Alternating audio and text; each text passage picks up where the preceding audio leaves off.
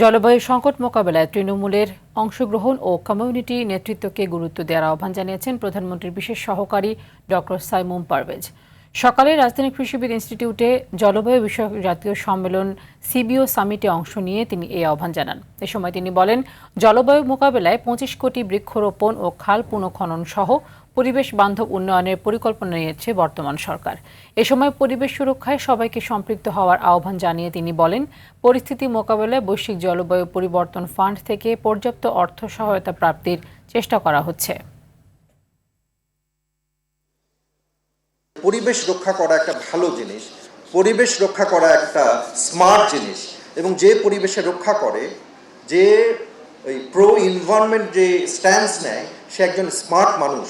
আমাদের এই সরকারের একটি লক্ষ্যমাত্রা যে যতটা সম্ভব ক্লাইমেট এবং গ্রিন ফান্ড বাংলাদেশে নিয়ে আসা, এবং সেই গ্রিন ফান্ড বাংলাদেশের ইকোলজি এবং এই ইকোলজির যে রেজিস্টোরেশন, সেই রেজিস্টোরেশনের কাজে ব্যবহার করা।